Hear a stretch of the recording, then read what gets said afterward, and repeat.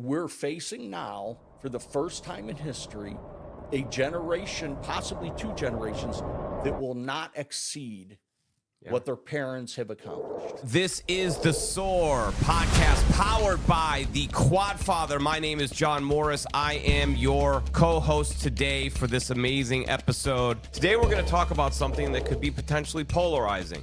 And guess what? We're okay with that because we are God-fearing men. But we also happen to be Americans. We're a bit fed up with what is happening in the world. We see what is happening. Life is black and white. Grew up that way. I don't find a lot of gray area. Just like, how long did we debate genders? This is black and white. There's males and females. I will not debate somebody over something so simple. I will tell you, Brian, I was on the golf course. We were on the 6th hole. I was filming an episode of the Golf with J-Mo show. As we were there, he told me that Charlie Kirk had in fact passed. And then you take to social media and you start to see and read some of the responses. I have never been more embarrassed as an American citizen than seeing some of the commentary from people that are in no way, shape, or form taking into consideration.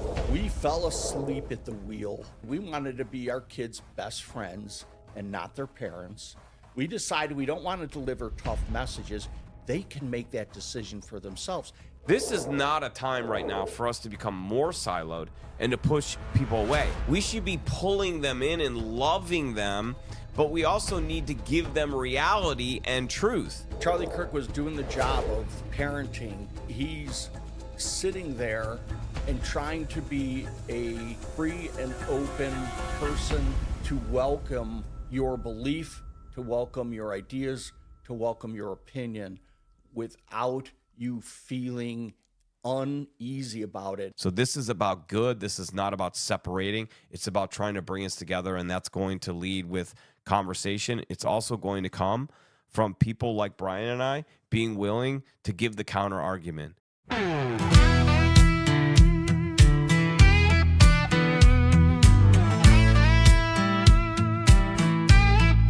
We are back. This is the SOAR Podcast, powered by the Quadfather. My name is John Morris. I am your co-host today for this amazing episode. I'm so grateful to be here and to be on air with the one and only Brian P. Swift. Thank you, John. I am the Quadfather. Thank you for this opportunity. I love the way you said that. You said that. You own the hell out of that. I am the Quadfather. I love that. Absolutely. You know, I have been a quadriplegic for over 45 years now, and I've earned that moniker for a lot of reasons, all that I am very proud of. Well, you should be very proud of it. By the way, we are in this amazing living room. I wish that you could see more of it, in that this table that is in front of me is beautifully cut and lacquered, and Brian does all of this woodwork in his shop in the garage. Now, you would say, how in the world could a quadriplegic do all of those things? And by the way, you wouldn't be alone in saying that, because I said the same darn thing. I said, how in the world does a quadriplegic sit in his garage with huge chunks of wood and put together these beautiful tables and furnishings? Like, Brian, what are we doing here? How do you do all this? I do with the blessing of God first. I do it because it's something I love. I do it because it brings me joy. I do it because it's cathartic. And you have to learn how to. So obviously I can't handle this piece of wood. Unfortunately, you can't see it. But it's about 6 foot wide by about 6 foot long by about 2 foot wide. And once I get somebody to help me set it in a certain place, then I could spend a week of 2-3 hours a day sanding it and looking at it and deciding what I want to cut, because I try to use live edge. I if you want a perfectly rectangular table or square table, you can go to places and buy those. But I leave mine with a lot of the bark on it, with a lot of the imperfections, because I make perfectly imperfect tables. I love it. I believe that we are all, as humans, perfectly imperfect. Absolutely. And so your tables are replicas of individuals. I love that. Let's do some real quick work here. If you're playing along, please check out www.soarnonprofit.com. SOAR stands for Swift Outdoor Accessible Recreation. Now, what this amazing 501c3 does, that Brian is the founder of, is it provides adventures and opportunities for those that are disabled. Now, there's 61 million people in the United States that are disabled. There isn't a big enough community. The community doesn't contribute enough to its own community, but there needs to be more involvement. And the involvement doesn't need to be simply ramps and railings and curbs and those types of things. Those are absolutely amazing and fantastic. And by the way, regulations and government agencies are making certain that those things are done to even the playing field. What we're talking about is that next level thing that helps to work on the spirit and the fulfillment and mindset of those that are disabled. And what that means is these folks being able to go fishing, to be able to go hunting, to skydive, to kayak, to surf, to go to the beach, to do these things that we take for granted, but there just isn't accessibility for them. And that is what Brian believes is the key to building the community, but also providing a much stronger life, a full life for those that are disabled. And you could play a part in contributing. It is very easy. We're going to talk today about something completely different, but I just wanted to make that point known. Whether you're an individual or a business owner, whether it's your time, your talent, or your treasure, you could help somebody in the community live a more fulfilled life. And what's in it for me? It's a tax write-off. What's in it for you? It's the ability to build culture at your organization, to get people to rally around something beyond your products and services. There's so many different advantages. All you got to do is reach out to Brian P. Swift, and he will talk to you about how you can not only contribute, but how you can use it from a business standpoint as a PR talking point. Absolutely. You know what? We will collaborate with any brand out there, anybody in any way, and the disabled community uses a lot of equipment. They are purchasers just like everybody else out there, and we are willing, ready, and need this help, support, and collaboration of more businesses, entrepreneurs, and successful people that want that feel good outside the tax write-off. They want that feel good.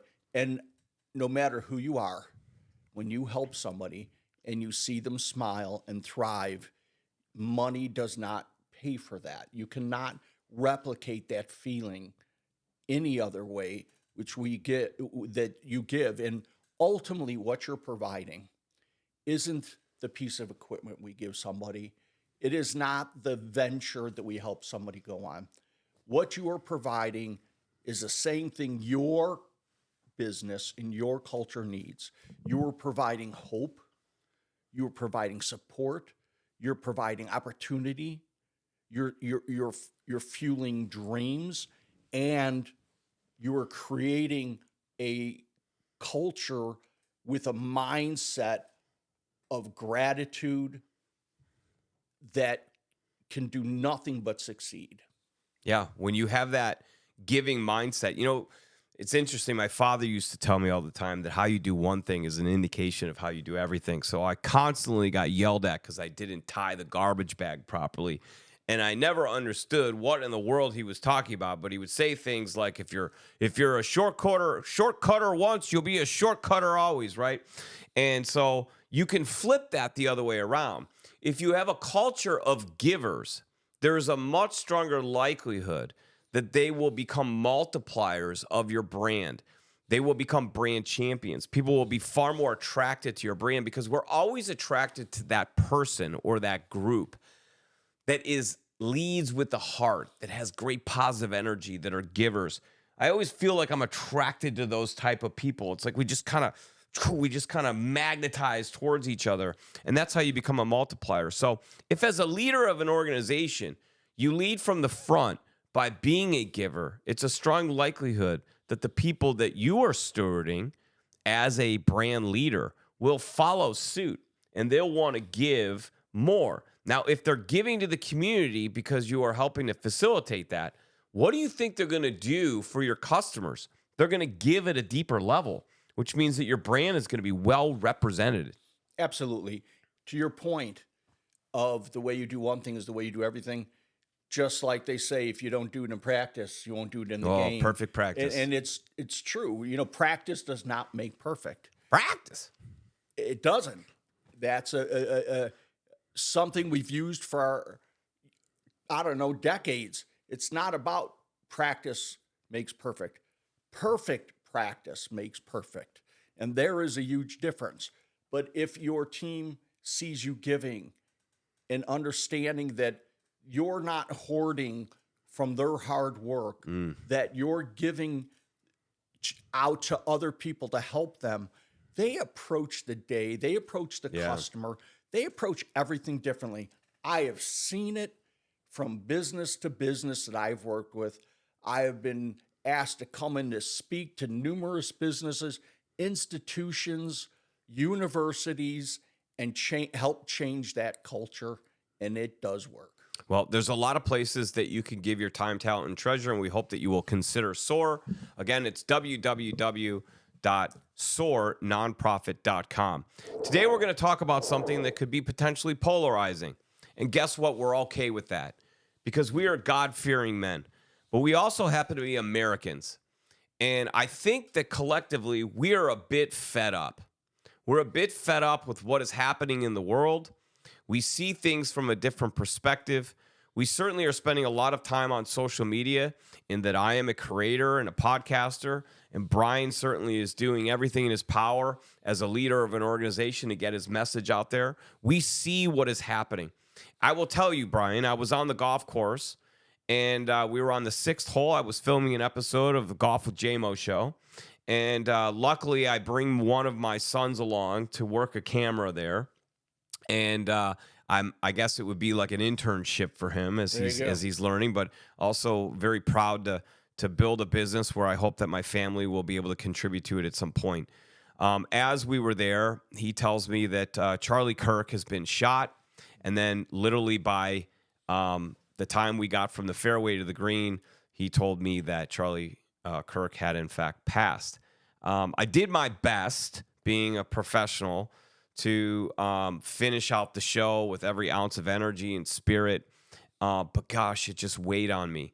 And then, of course, just like anybody else, I'm sure you as well, you take to the airways and you start to hear the conversation. And then you take to social media and you start to see and read some of the responses. And I have to tell you, I have never been more embarrassed as an American citizen than seeing some of the commentary from people in my neighborhood, in communities that I've associated with, that are in no way, shape, or form taking into consideration that this person was a human being who was shot and killed in front of his wife and children. Doesn't matter what his beliefs were, whether you agree with them or not, but he was shot and killed in front of his children. How devastating. And anyone that isn't remorseful for that and sees it simply as that before they get to the other parts of his political beliefs or whatever it is, I really am challenged by that. And Brian, I know you are as well. What do you have on your mind right now? Because I know when we came in here, we kind of contemplated, are we going to talk about this or not? And we need to talk about it. Well, you asked, John, what topics did I have in mind? And the first topic I said is I would be remiss as a Christian man and an American Christian man to not talk about what happened to Charlie Kirk. I was a follower. I was a believer. It sickened me also the fact that it happened, but that got deeper, and I don't even want to say sad, because it was beyond sad. It was sick when you started to see the reaction from teachers. These are educators educating your kids.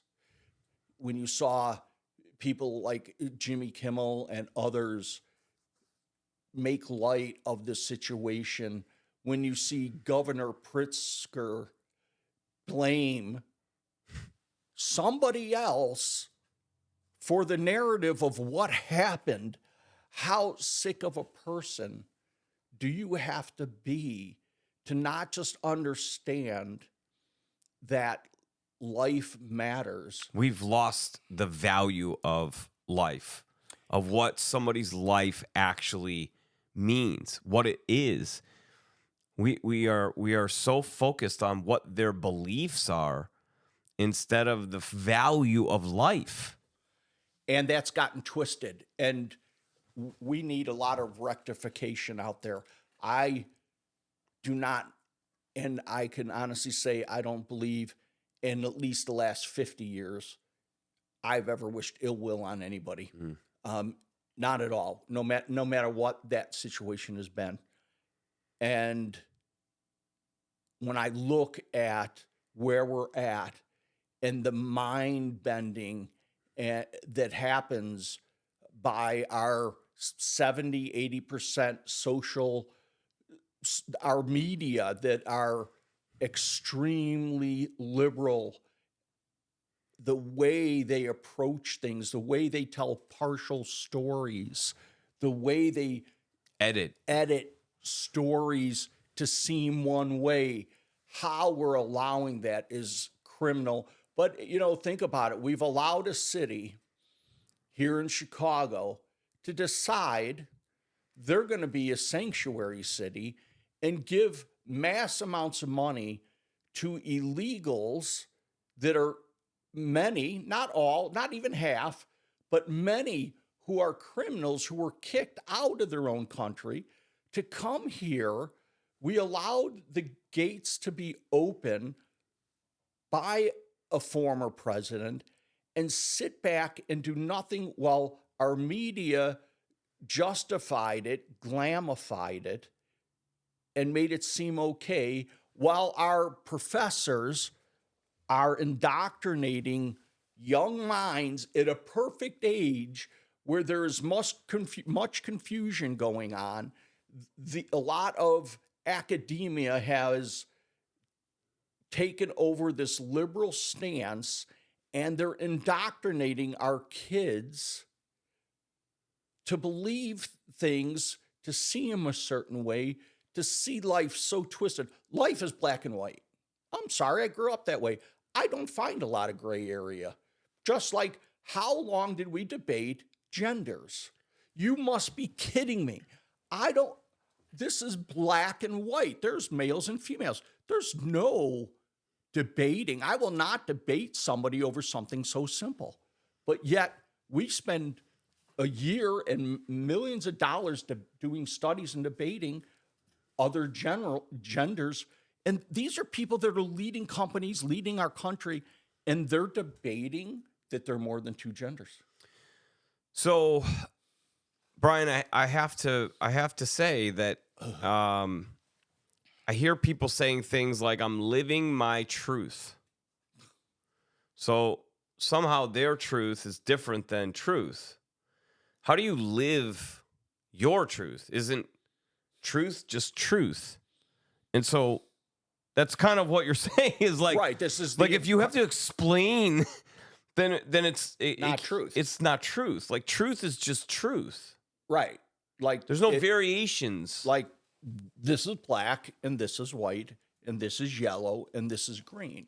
Well, my truth is that this is oregano and I call this hyper white and I call this, gray. No, that is black. That is white. This is green. This is yellow. That your truth doesn't change things, but we've given generations, I want to say 2 generations, probably from the that mid-30s down to 20s, the belief that they could have their own truth and decide things. And I believe parents, I'm going to blame this 90%, not 90. I'm going to blame most of this on parents. We fell asleep at the wheel. We decided we wanted to be our kids' best friends and not their parents. We decided we don't want to deliver tough messages. They can make that decision for themselves. Hey, if Johnny wants to eat a Tide Pod, you know what? That's up to him to do. We fell asleep at the wheel, and we've allowed our media, our academia, and 2 generations to run ragged. Well, I think there's something deeper to that as well. If you look at the amount of households where either one of the parents is missing from the household, or you look at how many households, almost all at this point, that both have to work. Therefore, we're almost having to hand our children over to government. Government is secular. The secular belief is different than the values that you probably have in your home. We're sending our children off to essentially be taught those secular beliefs. Now, here's the thing. We still have a responsibility because we have free will to believe what we believe and to do what we do. And so, to your point, I think many people just kind of fell asleep at the wheel and allowed it to happen, probably myself included, until I was snapped back into reality of what actual truth looks like. What's happened here is we have a lot of people that are living of the world, right? And so sheep. So we need to live in the world, but it doesn't mean we need to live of the world. And that was one of the things that I admired greatly about a person like a Charlie Kirk. Did I agree with everything that came out of his mouth? No. And if you agree with everything that comes out of anyone's mouth, that's a problem. That's on you. It doesn't mean that you have to be violent about it. There's only one person ever walked this earth that I agree with everything that came out of their mouth. So in no way, shape, or form would I tell you that every one of his views resonated with me. But from afar, what I saw was somebody who believed in freedom of speech, who believed in values, and was speaking about the sanctity of family and having real character and living in truth, not a version of your truth, but actual truth. And anything other than truth is of the devil. He lived by 10 simple rules. They were the commandments. Yeah. They were things that were given. They were rules sent to us by the only person who will love you more than your mother, which is tough to consider. I mean, think about it. There's only one person out there that will love you more than your mother. That is a good Lord. That's simple. And he gave us 10 rules. And if you were to live your life by those 10, and we're all sinners. Every one of us is a sinner. We will always be sinners. It is impossible to live your life totally sin-free as heated. But if you just try to follow those 10 rules, life will be wonderful. And that's what he tried to do. But he wasn't just out there to speak.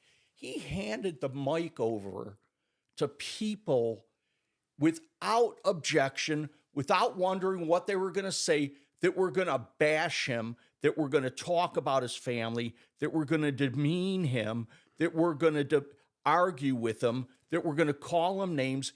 And he did it with grace and a smile and accepted that. So he opened up the conversation that needs to be had, because right now we are so siloed. We're one side versus the other, and it's really despicable, to watch. So many fantastic human beings being pulled into a side instead of really, thinking for themselves. And what was amazing was he opened up the conversation. He wasn't shutting down the conversation. No. And it seems to me that right now the media wants to shut down the conversation. Depending upon what news channel you work, they're shutting down the conversation on the other side. Absolutely. And this guy's out in the middle of all of the disagreement, people that absolutely disagree with him. He didn't go to a place that was an echo chamber where everyone was going to disagree with him. He went to the college campuses where he knew it was most likely that every teacher and student there was going to have a different set of values and ideas and were going to attack him. And his thing was to open up that conversation and then to share a different perspective. He invited that. Yeah. That's who he invited. He invited the professors to come down and debate him. He invited the leaders of these institutions, these universities to come down. He invited the students to bring the people that are feeding them their misinformation, invite them down and have a conversation, not a debate, a conversation.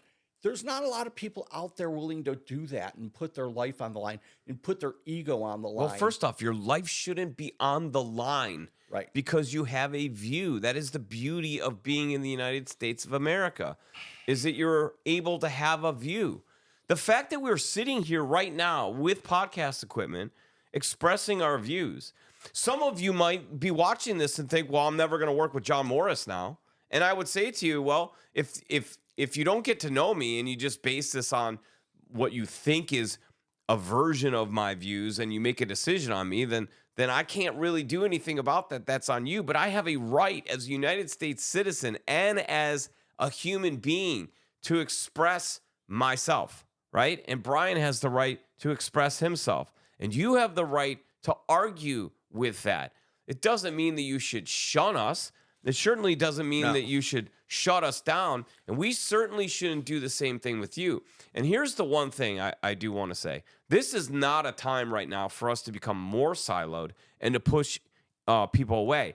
Those that are addicted, those that are struggling with their sexuality, those are struggling with understanding their identity and all these different things. Mental health. Those that are struggling economically and need to rob a store just to eat.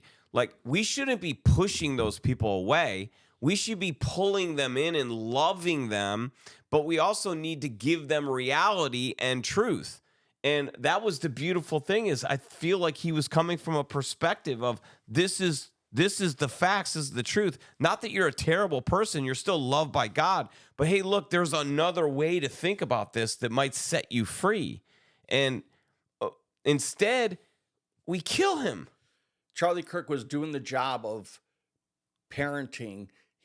He's sitting there and trying to be a free and open person to welcome your belief, to welcome your ideas, to welcome your opinion without you feeling uneasy about it. You can't find that atmosphere too many places. And yet that scared politicians and it scared our media, which gaslit. Listen, when you call somebody a Nazi, when you tell somebody when you call people a socialist, when you tell them he's coming to take your wealth, he's coming to you, that is not much different than yelling fire in a theater. Yeah. That is what happened. That is what's still happening. That polarization, and that is what needs to stop. And it needs to stop. The best way I know is it starts in the home, and then it kind of gravitates. It starts on a podcast, and it gravitates, because I grew up and I had Lithuanian family that lived next to me that spoke English and Lithuanian. I had an Irish family that lived on the other side that you could barely understand sometimes because of the brogues they had. I had a Polish family that lived across the street, and the one daughter used to watch us, and they spoke Polish. Guess what? I didn't look at them that way. We were all neighbors. We were all Americans. They celebrated their traditions. Nobody tried to take it away. celebrate your traditions, celebrate your culture, but it was never jammed down me as a neighbor. It was welcomed. I was welcomed to come over for this. We were brought food by our Polish neighbors, the homemade sausage, homemade horseradish. They were giving. We don't see that today. Different is okay. I'm different. I'm a quadriplegic. I'm confined to a wheelchair. I do things differently. I can't go through life. I never chose to, unwelcoming everybody that's different than me, but we want to do that now. We want to segregate every little difference and create more untruths, like there's more than two genders. I mean, how ludicrous is that? That is just so crazy. But that's what we've gotten into, and you'll find groups of people that believe it.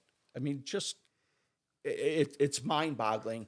But this goes back to, the root of a lot of the problems start with, my opinion, the division of the family, the breakdown of the family. To your point, John, we are almost at a point where two people have to work, depending on what you do, to make to have a decent living.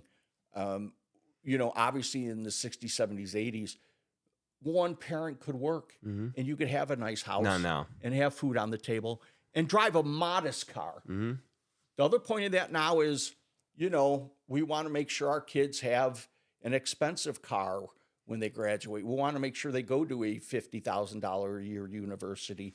We want to make sure we're not giving them anything that's benefiting them.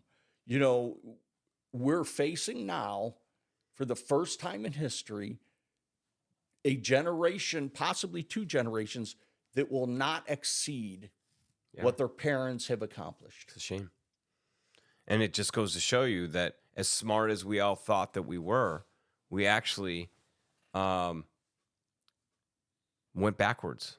100%. We in all of these efforts, in many cases, to create all these different avenues and inclusivity and multiple truths and all these different things, we've actually made it less successful. And if you look at a lot of kids these days, they don't have the same relationships with other kids. They're very siloed. They don't leave the house. There's more depression and anxiety in this world than there's ever been. So I want to say something, though, Brian. We're taking a big risk here. You understand that, right? Because this is a big risk for us to talk about this. Because the fact is that there are people who are watching this who are going to go, well, like, I can't believe that they would say that. Well, they don't agree with me, so I could never work with them. Now, meanwhile, people like me and you have been living in a world for the last 30 years, disagreeing with the values and virtues and beliefs of the whole society, but somehow still willing to work with folks, collaborate with folks, have conversation with folks. So my hope is that more people stand up and speak the way that we're speaking, because I think there's a lot more people that are fed up than are willing to speak up. They're tired of being quieted. 30 years ago, I got tired of being a closet Catholic Christian man because you felt like if you talked about it in any way, shape, or form, and I'm not talking Bible thumper, that you were looked down upon. We're also worried about the secular world, and I was done with that. We've got one life to live. I'm going to make a difference, and my voice will make a difference. More importantly, my actions will make a difference. I have never caused or would ever harm somebody because they disagreed with me. I mean, whatever happened to, agreeing to disagree and being okay with that? Whatever happened to kind of sticks and stones will break my bones, but words will never hurt me? Words don't hurt unless you give them the power to hurt. It's okay to disagree. We've come to a different place. It's not by happenstance. This is man created. There is a bigger plan to how is every great empire failed? How have they failed? Inside out. Inside out. Divide and conquer. Divide and conquer is absolutely and right. that's what's happening. You know, Charlie Kirk. There has to be a problem in order for there to be a solution. And if you need to be a solution and you're the one who creates the problem, boy, you've got a business plan that will last forever. And just think about it. Politics used to be politics. My parents had friends that voted on the other side. Some voted on this side. No one side you got to totally agree with. But they were best friends. And now we've divided red and blue, right? We've divided. This Charlie Kirk issue is going to divide people. We divided people with the jab, right? How many people are getting the COVID shot? How many aren't? That broke up families. And people, don't you see this? Don't you see that your Thanksgiving table has half the people that it used to? Don't you see that you're receiving half of the cards that you used to? Don't you see that half the people don't come to the party anymore? Don't you see that it's no longer a conversation? It's a bashing of agreement versus another side. Don't we see this? We can't see what is happening? I can keep going with just look at the divisions that have been man-made. Oh my gosh. These are all man-made, created divisions.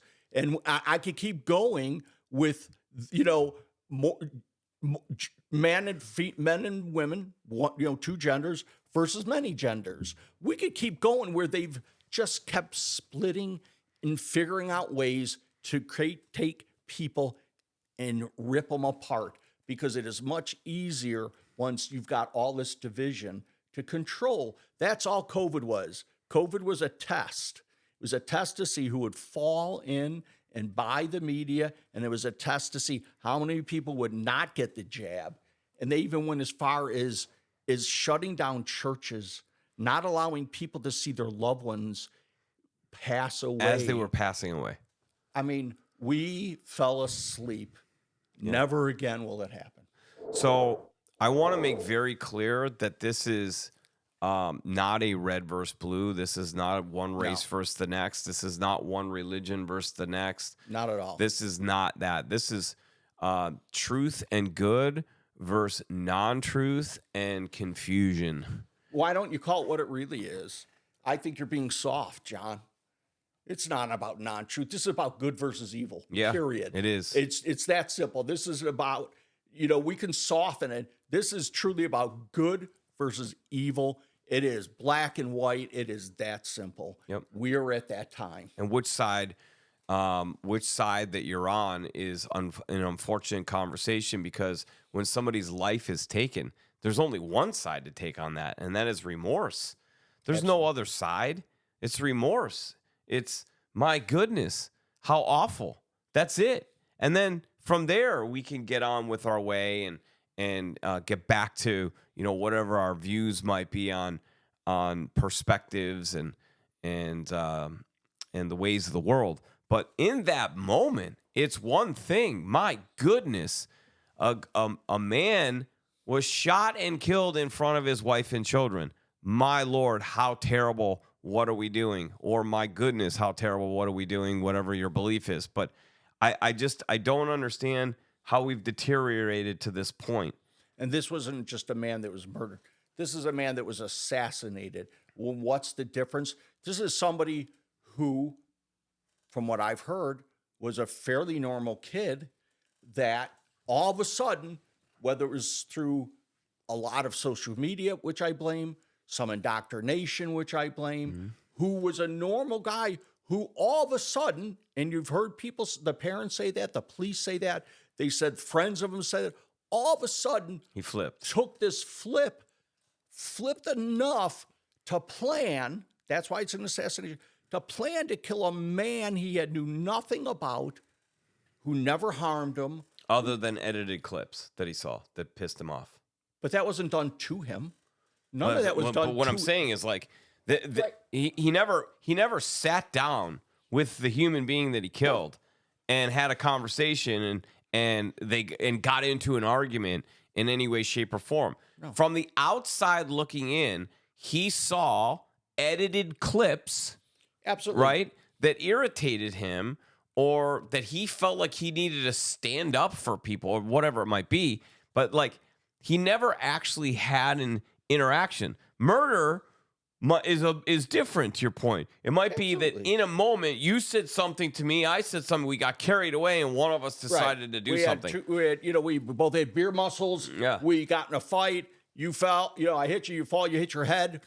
Or I pull out a weapon. You pull out a weapon. This has nothing to do with that. This was a thought-out process by a normal person who got indoctrinated enough through half-truths coming from the media, misinformation coming from the media, whether that's TV, radio, definitely social media, and flipped a normal 22-year-old kid that looks like he came from a fairly loving, normal house to shoot somebody that's in front of thousands of people whose wife and kids were there, no thought whatsoever, but just to end one person's journey is frightening. Yeah.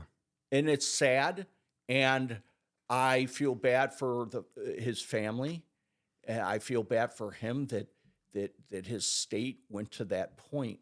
And this conversation is typically, in this podcast is typically a little bit different than this, but I could not, as a businessman, as a father, as a friend, go without having this conversation. If you need help, if you need discussion, man, feel free to reach out.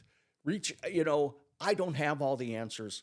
My beliefs might not be your beliefs, but I guarantee I'm an ear that will listen, and I come from a very giving background to listen with empathy and talk with sympathy, and the thing you will get is my 100% honesty. Okay, and so there's the point that I think is extremely important that we need to make here, okay?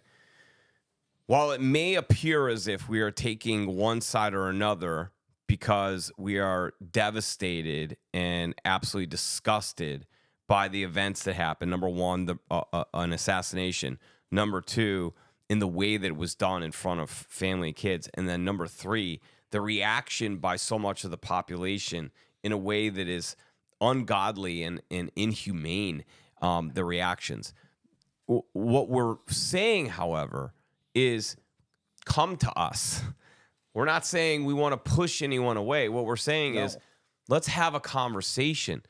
If you feel like you don't understand people on a level that would get you to that, let's talk about that. Let's have conversation. And if it's whether it's Brian or if it's me and you want to have a conversation to express what your views are and then have us hear those views so we can share our views. And then at that point, either come to a common agreement or to hug it out and say, hey, look, we're not going to agree, but I value you as a human being. I see value in you. I don't care what your economic background is, what your circumstances are, what religion you are, what creed or color you are. You are valuable. You have so much value to this world. You might just need to talk some things through. And I would say that from my perspective. I need to understand better why some of the folks out there that think opposite of how I think, why do they think that way? We're all a product of our circumstances. We're a product of our environment. We're a product of our upbringing. We're a product of our education. They didn't just end up that way. There's a series of steps to take people to a point of believing certain things. No different from Brian and I. We believe what we believe because of the path that we've taken. I think our paths need to intersect instead of remaining parallel or siloed. We need to intersect our paths so that we can bring each other in to understand each other better, so that we have one truth. Truth. Right, wrong, black, white. And here's the thing. Our minds are malleable. Even though we've come to this point in our lives, all of us, where we think and believe a certain way, that doesn't mean you're stuck there. We are driven to learn. And the more I learn, the more I understand. I want wisdom. And I think especially young people today don't get wisdom. They get overfed information. And what I grew up was with grandparents in the house, grandparents in my friends' houses, conversations with people that had life experience and wisdom. I never heard my mom and dad. My mom is 88 years old, the gritty grandma. I never heard her say a bad word about anybody. Yeah, same. My dad never sat down and talked about, oh, that SOB at work, or oh, that darn neighbor. Never heard that. Whatever. Never. I don't know how. They were happy people, but they never talked bad about the Ukrainian family, the Polish family, the Irish family, the whatever family. That wasn't a discussion. No. We were all Americans. We were all people and children of God, and we were there to create community and be there for each other. Mm-hmm. That simple. That black and white, that white and wrong, we've got to get back to. We've absolutely got to get back to that. And that's going to come from having conversation. And I think it's going to come from whether you like what we're saying or not, being willing to hear what we're saying, and to embrace the fact that it takes a level of boldness for us to say what we said today. And by the way, I feel like, Brian, you're probably a lot like me, that, you know, you've been afraid. You've been told not to comment on things. You've been afraid to comment on things. And by the way, that boils up the other way when you're being so graceful to allow other people to think and believe and do things that that are completely opposite of what you know the truth to be. But in order to be, accommodating and to be kind-hearted or whatever, you kind of allow it. And at some point, you get to a point where you go, maybe I'm the problem, and that I'm not speaking up, and I'm part of the problem because I'm allowing this to happen without other voices coming into play. So I want to applaud all those folks like a Charlie Kirk that have been willing to stand up and to say what they need to say, even though it might put them in under a spotlight that is negative. And nowadays, under harm's way. Under harm's way. Because ultimately, God wants us to be fishers of men. Yeah. And if I am not out there being authentically who I am, and making sure through self-reflection that I'm not being my own truth or the truth that I've been fed, that I'm trying to live those 10 golden rules, that it is my job to be a fisher of men. And for too many years, you can't fish from being in a closet. Yeah. I'm done. I was done years ago. I was done years ago, and now I just welcome people, and I'm here to make life better, more fulfilling, more interesting, more fun, more welcoming. And who doesn't want that? Yeah. I want to remind men and women out there and business owners and leaders that it's okay to be authentic and to speak the truth. I think that we need more people to stand up and speak that truth. And by the way, if you have a completely different perspective, it's absolutely fantastic to disagree and to have those conversations. But the key is to have those conversations and to not get angry about it because somebody doesn't come to your side, right? Just to continue to be persistent in having those conversations with an open mind and just to have dialogue. I just think it's so important. So I hope that people can see this for what it's worth. I think that we have reached a point in time where something has got to give.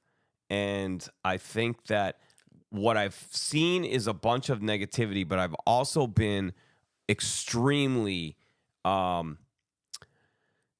peace and feel fantastic with seeing how many people are turning back to Christ, are going to church, are speaking their mind, are saying, hey, look, I used to think this way, but now I think I really need to dig in and look at what I actually think. Or, hey, look, I am a liberal, but I'm completely appalled by the reactions of Hollywood and da.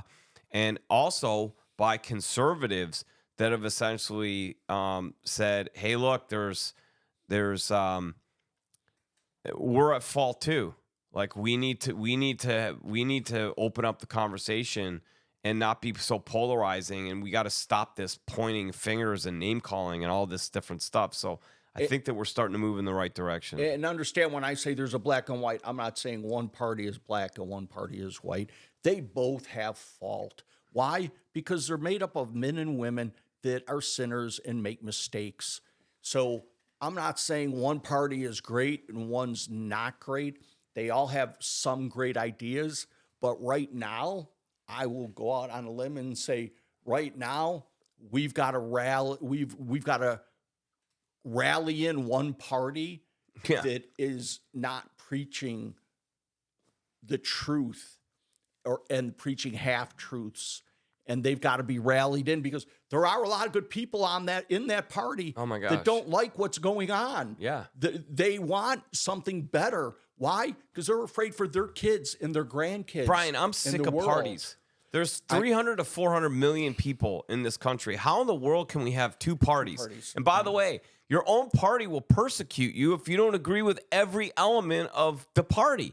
It is absolutely ridiculous. You can possibly agree with, just like your spouse. You can't. I'm married 35 years. You don't think we've had spirited debates about simple things? No, but we've had debates, spirited, some of them, but we've come to an understanding that it's okay to disagree. Sometimes you have to, life is one big compromise, and you better learn when to compromise. You can't learn from my gritty grandmother, my mom.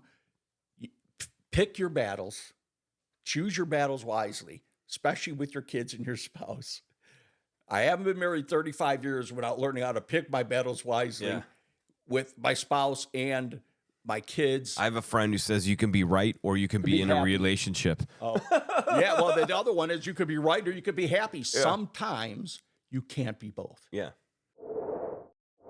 We are, again, as John said, not coming from a place of this party's right and this party's wrong. No. Listen to the words we used. I implore everybody to read more, investigate more, read books. I sometimes am concerned about what social media feeds young kids. I was in an event this weekend with about 250 people, and I had two young adults under the age of 30 come up to me. One I had coached, and one I knew from a friend, and one was a young woman, one was a young man, that sat down, and they were so disturbed with what happened with Charlie Kirk. It wasn't that conversation. They said it woke something in them. Yeah. And they wanted to explore that with me. And I think because they know I am a man of faith, I am 100% honest and 100% true. And I had beautiful conversations with these two young adults just over how frustrated, not frustrated, they were really disturbed by it. And they weren't sure what this feeling of this, it woke something in them was, and what to do with that. It might be the Holy Spirit. And I went there. I totally believe that this is a message, a sign, and I think there's a lot of people out there and a lot of people that need to talk to other people. So this isn't about, that's not a mental health crisis. Jump on these things if you have these feelings. Talk to somebody. Go to the church. Talk to an old coach. Talk to somebody about these feelings if you have them. Work them out. though those conversations I had, I know are leading to beautiful paths for those two people. And I was so honored that Yeah. they came down and sat with me and opened up and showed this vulnerability. More of that. Guys, we're coming from a place of love. We're coming from a place of love. We're coming from a place of truth. And we're coming from a place to tell you that Brian runs an organization called S.O.A.R that helps people that are disabled to live out their dreams. He helps them to not sit on the sidelines and to feel a life of fulfillment. He's got a light in him to do something that is above and beyond and filled with purpose. The name of my company is 444 Media. 444 are my angel signs because I took myself to a position that I don't have regret for, because my truth is that I drank too much and I got extremely depressed and had anxiety, and I took myself to a place where I was going to take my own life. And ever since that day when I heard a voice that said, not now, I've seen the numbers 444 in a row 2 to 3 times a day, sometimes 5 times in a day. That there's something speaking to me. There's something that is speaking to Brian. We're here from a place of love. And what we want to do is to bring people together and to open up the conversation, not to shut it down. But we also know that in order to do that, there needs to be a foundation, and that foundation is truth. There is right and wrong. There is good and evil. And right now, it's not whether or not you're red or blue or whatever. Correct. It's more, are you going to be on the side of the argument that is good or the side of the argument that comes from a position of evil? We're coming from a position of good. We hope that you feel that coming across. So however you categorize yourself, we just want you to know that you have power in you, whether you're a man or a woman, whether you're white or black, whether you're Jewish or Catholic or whatever it might be. You have a light inside of you. You have good inside of you. And we need to have more conversations to pull that good out of all of us. And we need to rally around that. And that is what this conversation is about. And I think that it's so unfortunate that Charlie lost his life. If there's any good out of it, it's that the message that he was portraying for all of those years is a message that I think will continue on. And I think that it's going to bring a lot of good to the world.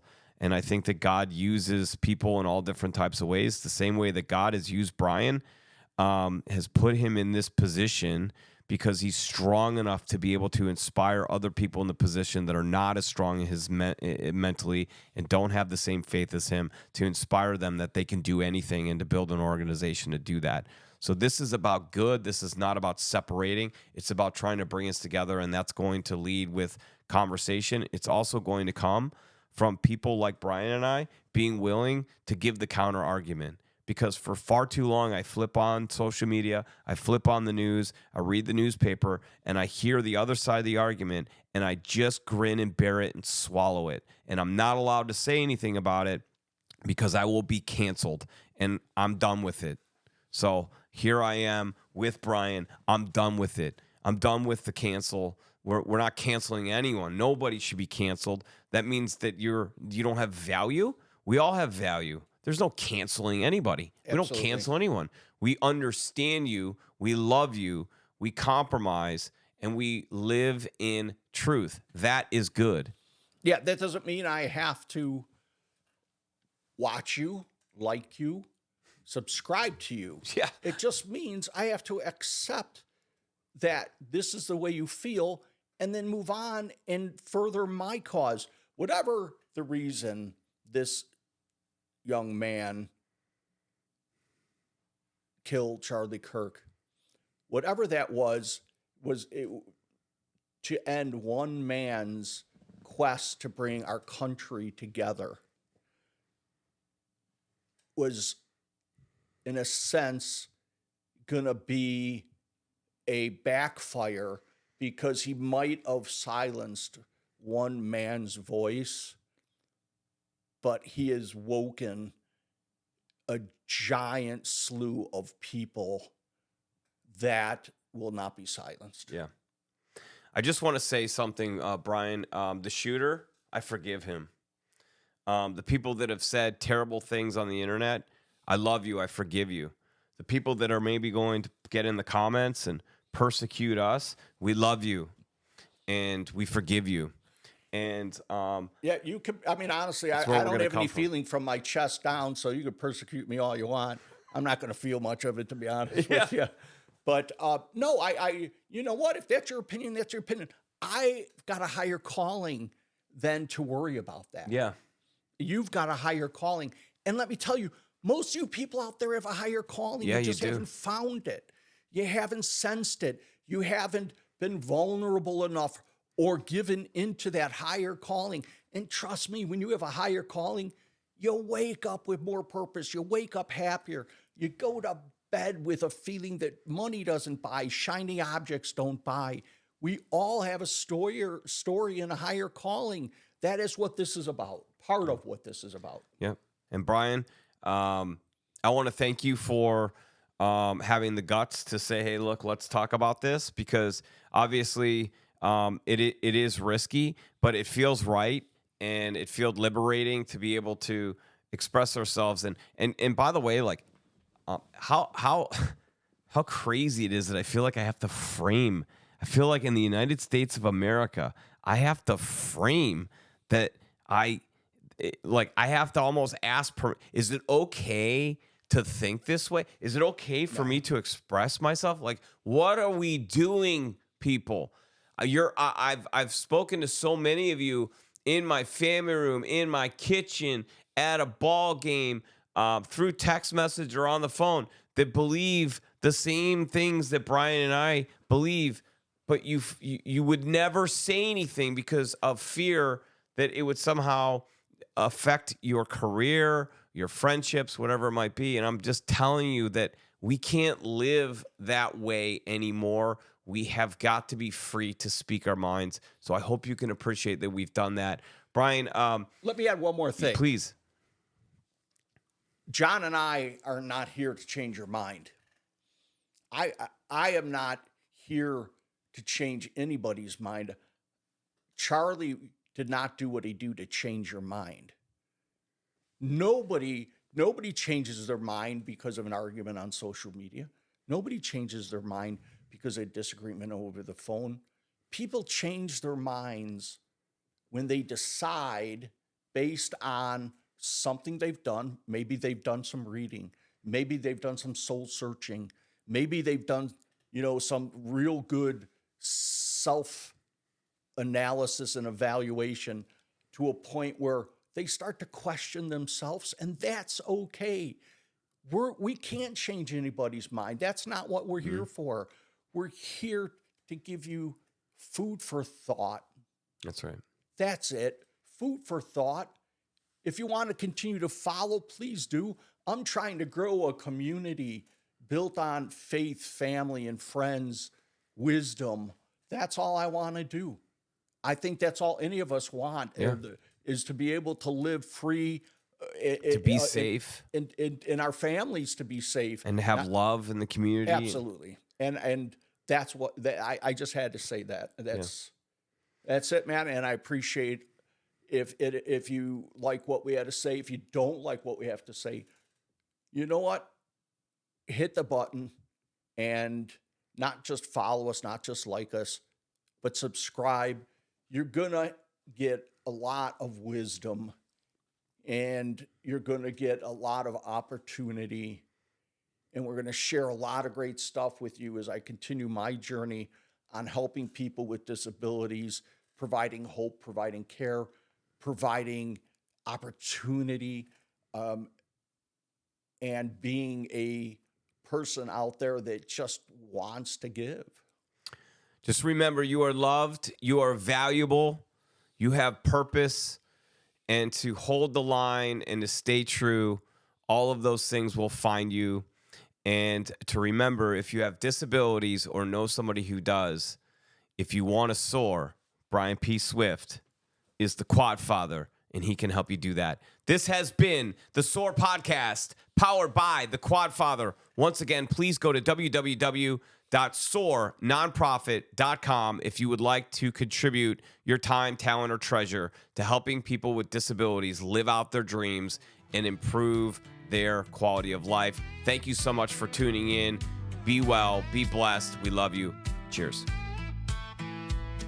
I'm the Quad Father, OG of the grind, rolling through life, leave the haters behind. Built from the struggle, yeah, you know who I be. Respect to the hustle, that's the energy of the OG.